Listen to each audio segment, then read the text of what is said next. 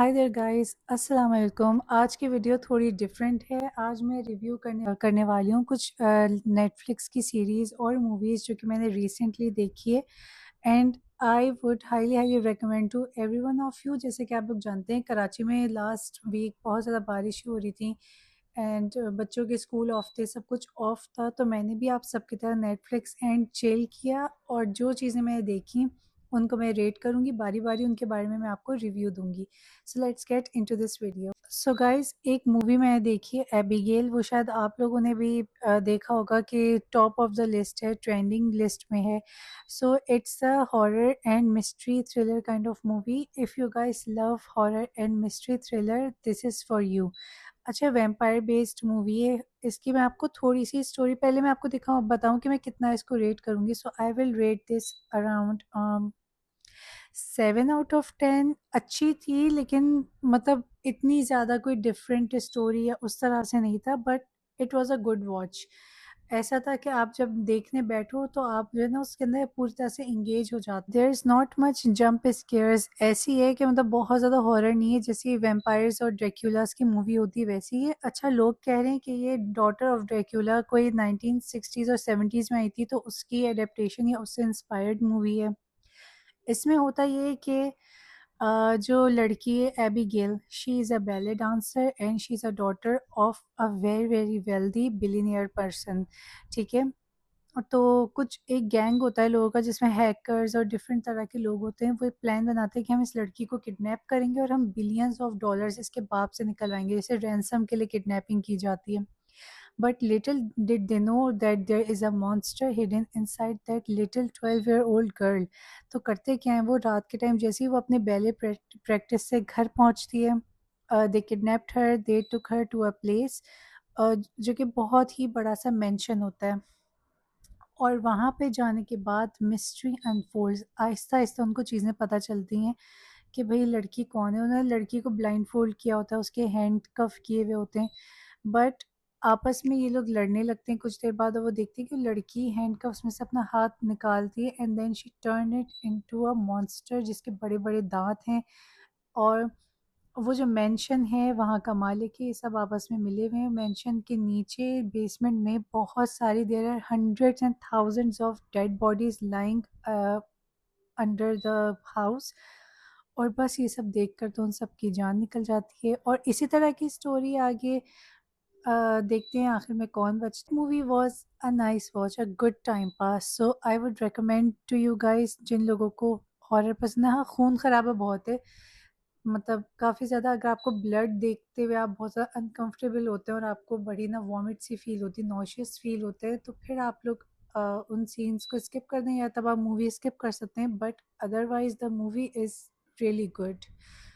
और सबकी एक्टिंग भी कमाल की है, जितनी भी कास्ट थी। आई थिंक कि वो न्यू कमर्स थी, उनको पहले तो मैंने देखा नहीं है, बट सब ने बहुत ही ज़बरदस्त एक्टिंग की है। अच्छी मूवी थी। नेक्स्ट मैंने एक सीरीज़ देखी, secrets we keep. Secrets we keep I watch this around 2 days ago.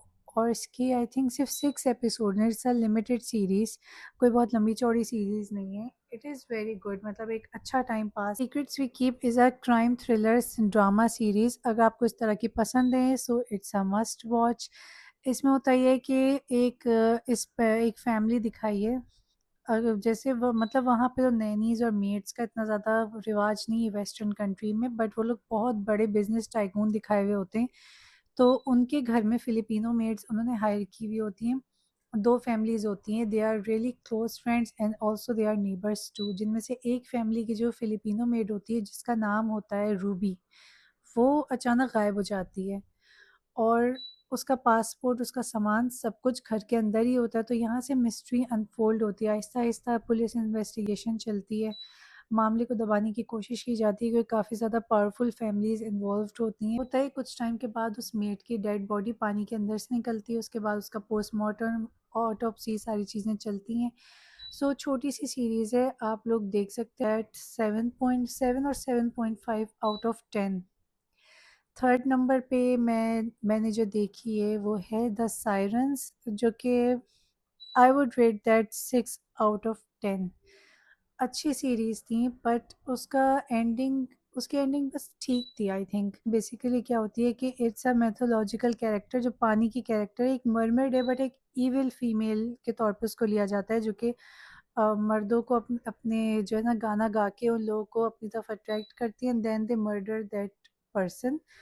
और बट इसमें जो सायरन वर्ड यूज़ हुआ है ये मेटाफोरिकली यूज़ हुआ है। अगर आप लोग इस इंतज़ार में पूरी सीरीज़ देख लें कि इसमें हमें पानी की कोई क्रिएचर, कोई मरमेड हमें नज़र आएगी, तो ऐसा कुछ नहीं है। ये मेटाफोरिकली ये नेम रखा गया है और अच्छी थी, सस्पेंस मिस्ट्री, मतलब once you start watching it you will be hooked towards it. ऊपर से उनके कॉस्ट्यूम्स, उनके कपड़े और everything, the vibe, the theme, और जो घर जो सीन दिखाया हुआ है दैट वाज ऑल्सो ब्यूटीफुल, तो देखकर मज़ा आएगा। बट इतनी कोई ख़ास उसकी एंडिंग जो थी वो बस ठीक ही थी, बट देखने के लिए it's good, it's a good watch. I think 8 to 10 episodes हैं इसकी। सो ये मैंने देखा था 2 हफ्ते पहले एंड आई थॉट कि इसको भी मैं अपनी नेटफ्लिक्स की लिस्ट में इंक्लूड करूँ। फिर drama that I start watching but I leave that in the middle because बहुत ज़्यादा स्लो चल रहा था। आई डोंट नो कि के ड्रामाज अब अच्छे क्यों नहीं बनते। देयर वॉज अ टाइम कि कोरियन ड्रामाज बहुत ज़बरदस्त बना करते थे, मतलब there was legend of the blue sea हमने देखा है, हमने द डीमन देखा है, we have watched so many amazing amazing Korean dramas. But अब जो सीरीज़ बन रही है, एक तो उसकी कास्ट बिल्कुल भी मज़े की नहीं है और इतना स्लो सीरीज़ है। वो टॉप ट्रेंडिंग में जा रहा था, when life gives you tangerine, वो मैंने देखना स्टार्ट किया था बट दूसरी एपिसोड के बाद मेरी बस हो गई। इतना स्लो चल रहा था कि मैंने बस वहीं पर ही छोड़ दिया, मुझे कुछ ख़ास उसमें लगा नहीं। सीरीज़ है जिसका नाम है अनस्पीकेबल सेंस, उसमें थोड़ा अडल्ट कंटेंट है बट वो भी क्राइम थ्रिलर मिस्ट्री के ऊपर बेस्ड है।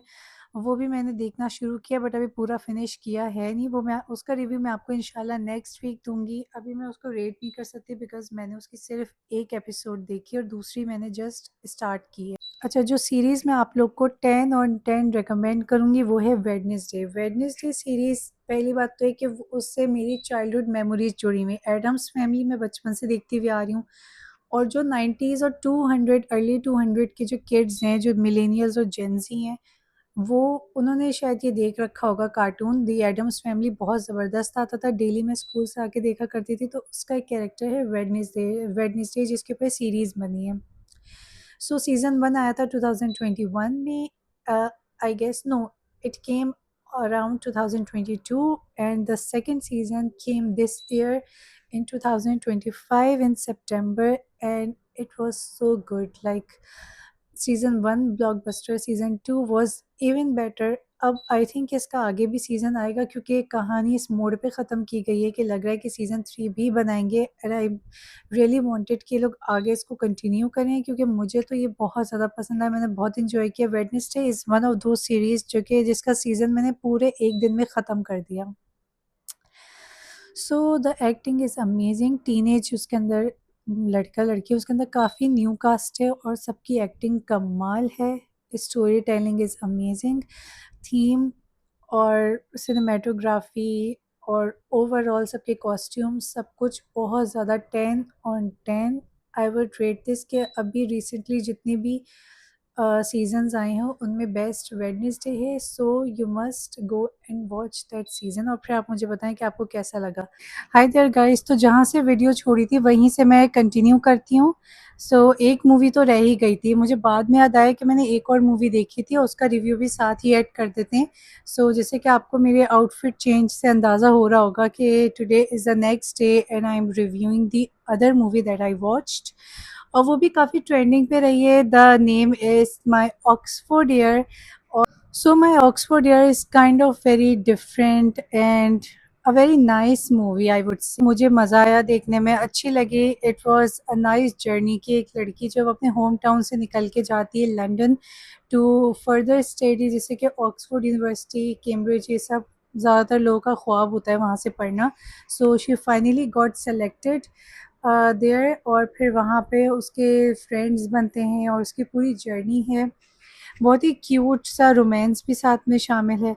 एक चीज़ जो कि मुझे उसमें अच्छी नहीं लगी वो ये कि आज के दौर में मतलब 2025 में भी हम स्टूडेंट और टीचर के रिलेशनशिप को ग्लोरीफाई कर रहे हैं। एक माइनस पॉइंट मुझे बस उसका यही लगा कि वो एक सीनियर स्टूडेंट भी दिखा सकते थे, उनको प्रोफ़ेसर ही दिखाना क्यों ज़रूरी था? तो जिसके साथ उस लड़की का लव अफ़ेयर चलता है, जो बहुत ही हमें क्यूट और रोमांटिक सा लग रहा होता है, वो एक्चुअल में उसके प्रोफ़ेसर होते हैं। And she just fall in love with him, he also got in fall in love with her. Twist यहाँ पे आता है कहानी में कि जो हीरो है और जो प्रोफ़ेसर है लड़की का, उसका जो बड़ा भाई है उसको कैंसर होता है, और ये इनकी एक जेनेटिक डिज़ीज़ होता है, और and he got died, and he had died due to that cancer, और अब वो कैंसर जो है वो इसको भी है। तो मतलब उसमें ये होता है कि he try to keep himself distance from her, कि मेरे जाने के बाद क्या होगा, वो बहुत डिस्टर्ब होगी, ये सब कुछ होगी, बट वो उसके साथ रिलेशनशिप कंटिन्यू करती है। वो कहती है जितना भी टाइम रह गया हम उसको अच्छी तरह से गुजारेंगे, मेमोरेबल बनाएंगे। तो इस तरह से इनकी पूरी स्टोरी चलती है, और एंडिंग बहुत से लोगों को समझ में नहीं आई है। एंडिंग में ये होता है कि वो जो लड़की है वो रोम और पूरा यूरोप अकेले घूम रही होती है, और उसके साथ जो लड़का है, जो उसका बॉयफ्रेंड है, ही पास्ट अवे, ठीक है, वो उसकी सिर्फ याद में वहाँ जाते हैं, वो उसको इमेजिन कर रही होती है, लड़की की डेथ हो चुकी होती है। काफ़ी लोगों को एंडिंग जो है वो प्रॉपर समझ में नहीं आई कि ये क्या दिखाने की कोशिश करें। तो होता है कि लड़का जो है वो ही गॉट डाइड, और काफ़ी वो सैड और इमोशनल मोमेंट था कि यार वो लड़का जो है मर जाता है। फिर खैर, so this is all about it. It's a good watch, मतलब क्यूट, रोमांटिक और कोजी वाइब्स आती हैं आपको। अब आप लोग मुझे कमेंट में बताएं कि ये मूवी कितने लोगों ने देखी है, और जिन्होंने देखी है उनको ये मूवी कैसी लगी है, और आपको मेरे रिव्यू की वीडियो आज कैसी लगी। क्या मुझे इसको कंटिन्यू करना चाहिए हर महीने कि मैं जो भी देख रही हूँ उसका मैं रिव्यू आपको देती रहूँ? और आप लोग मुझे सजेस्ट भी कर सकते हैं शोज़, सीरीज़, मूवीज़ जो आपको लगता है कि दैट आर वर्थ वॉचिंग।